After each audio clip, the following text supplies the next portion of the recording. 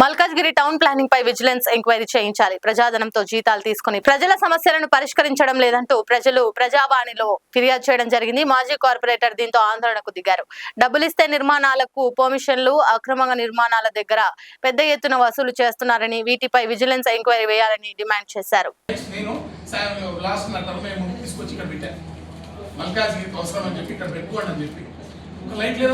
మనుషులు డబ్బులు తిన్నాం విన్నా, అన్నం తిన్నాం విన్నా, స్ట్రీట్ లైట్స్ ఉంటారా సార్? ఇక టౌన్ ప్లానింగ్ పర్మిషన్ ఒక ప్లాట్ ఉంటుంది. ఈ ప్లాట్ లో సగభాగం ఏమో పర్మిషన్ వస్తుంది, సగభాగం యూఎల్సీ అని చెప్పి చెప్తారు. అసలు ఇక్కడ పరిపాలన ఉందా అనేటువంటి విషయంలో అనేక సమస్యలతో కొట్టుమిట్టాడుతున్నటువంటి మల్కాజ్గిరి ప్రజానికం యొక్క రక్తం దాగుతున్నటువంటి ఈ అధికారులని నిలదీయడానికి ఇక్కడ నిరసన వ్యక్తం చేయడం జరిగింది. అక్కడే బటాయించడం జరిగింది. ముఖ్యంగా అనేక మంది అక్కడ ఎల్ఆర్ఎస్ కోసం అప్లై చేసుకున్నటువంటి సీనియర్ సిటిజన్స్ ఉన్నారు. అనేక చిన్న చిన్న కంప్లైంట్లు ఇచ్చినటువంటి చాలా చిన్న హౌస్లో పర్మిషన్ 100 గజాల్లో 150 గజాల్లో పర్మిషన్ అప్లై చేసుకుంటే వాళ్ళని సతాయిస్తారు. అంటే 240 గజాల్లో 2 ప్లాట్లు చేసి ఒకరికేమో పర్మిషన్ వస్తుంది, ఒకరికేమో ఇది యూఎల్సీలో ఉందని చెప్తారా? మా శివపురి కాలనీలో యూఎల్సీ భూమి ఏ రాత్రి జనరేట్ అయిందని నేను అడుగుతున్నా. అదేవిధంగా స్ట్రీట్ లైట్లు నిర్వహించలేనటువంటి పరిస్థితిలో మల్కాజ్గిరి కార్పొరేషన్ ఉందా? శానిటేషన్ పరిస్థితి అధ్వానంగా ఉంది.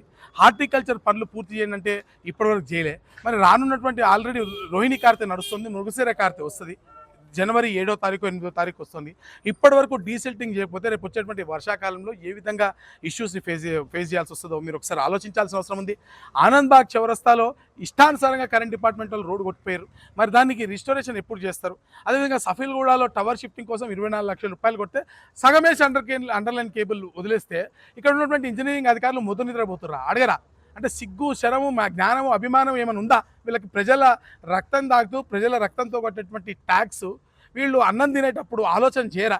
మేము చేసేటువంటి పనుల్లో కనీసం 10% అన్న నిజాయితీగా పనిచేయాలన్న ఆలోచన వీళ్ళకి లేదా? ఇన్ని అనేకమైనటువంటి పనులు పెండింగ్లో ఉంటే అది సమ్మర్ పోతోంది, సమ్మర్ క్యాంపులు జరగలేదు ఇప్పటివరకు పూర్తిగా. మరి ఆ చిన్న చిన్న కోచ్లు కూడా పెట్టలేని పరిస్థితి. ఓల్డ్ సిటీలో పోయి చూడండి, వాళ్ళు తన్ని కోచ్లు కూడా వాళ్ళ మనుషులు ఉంటారు, స్పోర్ట్స్ స్టేడియంలు వాళ్ళే ఉంటాయి, ఆ మొత్తం మెయింటెనెన్స్ కూడా వాళ్ళే ఉంటారు. కానీ ఇక్కడ మన న్యూ సిటీలో మాత్రము మన పిల్లలకి స్పోర్ట్స్ ఉండవు.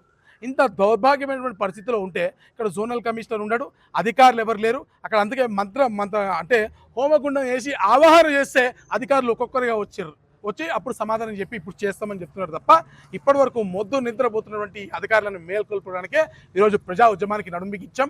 ఈ ఉద్యమం ఇక్కడితో ఆగదు. మీరు జోనల్ కమిషనర్ గారు హామీ ఇచ్చినట్టుగా ఈ వారం రోజుల లోపల ప్రతి పనికి హామీ ఇచ్చారు టైం బేస్డ్గా. ఈ టైం బౌండెడ్ టైంలో ఒకవేళ పనులు కనుక కాకపోతే మేము ఖచ్చితంగా ప్రజా ఉద్యమానికి నడుం బిగిస్తాం. ఉత్తమ్ నగర్లో చనిపోతున్నారండి రోడ్ల మీద పడిపోయి, ఆడ బీటీ నేనే పోయేసిన. నీకేం బీటీ దొరకకపోతే సీసీ రోడ్ యాంకి మీకేమైనా కష్టమా? వినాయక నెలలో చిన్న చిన్న ప్యాచులు అప్పుడేమో అడిగితే అనా మొత్తం రోడ్లు వేసేస్తాం, ఇంకా వేయడానికి కూడా ఎక్కడ లేదని ఆఫీసర్లు అన్నారు. ఇప్పుడేమో చిన్న చిన్న ప్యాచులు ఏమంటే మళ్ళీ శాంక్షన్ పెట్టకపోతే సరే పెట్టు, శాంక్షన్ పెట్టు, ఇయ్యని అంటుండే. ఏమన్నా శాంక్షన్ ఇప్పించే బాధ్యత నాది. ఏం చేస్తారో ఏం చేసినా సరే కావాల్సిన పనికి శాంక్షన్ ఇప్పించేటువంటి బాధ్యత నాది. నీకు ఫైల్ పెట్టడానికి బతకం అయితే ఎట్లా?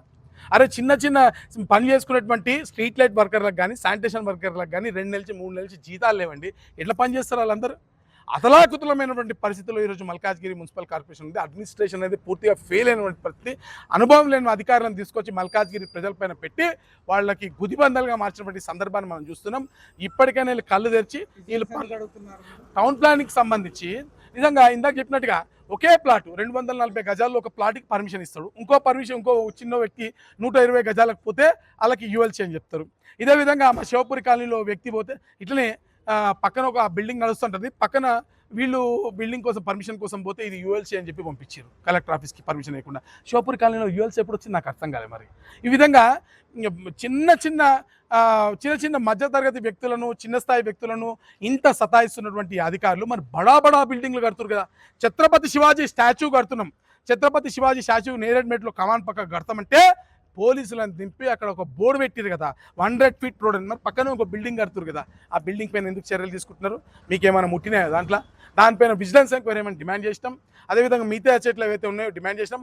అనేక చోట్ల అధికారులు డబ్బులు తీసుకునే డైరెక్ట్ సంఘటనలు మా దగ్గర ఉన్నాయి. ఖచ్చితంగా మేము అడుగుతున్నాం, పేద ప్రజల కడుపు కొట్టదు, పెద్దోనికో న్యాయం పేదోనికో న్యాయం ఉండదు. మేము అడిగేది ఒకటే, పేదోన్ని సతాయించకుర్రి, పేదోన్ని ఇల్లు కట్టుకొని ఇవ్వర్రి, పేదోన్ని పర్మిషన్ ఇవ్వకుండా అరే శివాజీ స్టాచ్యూకి ఏమో మీరు ఈ విధంగా అడ్డుపూలేస్తారు, పక్కన ఉన్నటువంటి బిల్డింగ్ మాత్రం పర్మిషన్ ఇస్తే ఇది డబుల్ స్టాండర్డా కాదా మీరు చెప్పండి. క్లియర్ కట్గా దొరికిపోయేటువంటి కేసులు టౌన్ ప్లానింగ్ అధికారులు వీటన్నిటిపైన విజిలెన్స్ ఎంక్వైరీ రాయాలని కూడా డిమాండ్ చేసినాం. ఇవన్నీ చేయకపోతే మాత్రం ఊపం ఖచ్చితంగా.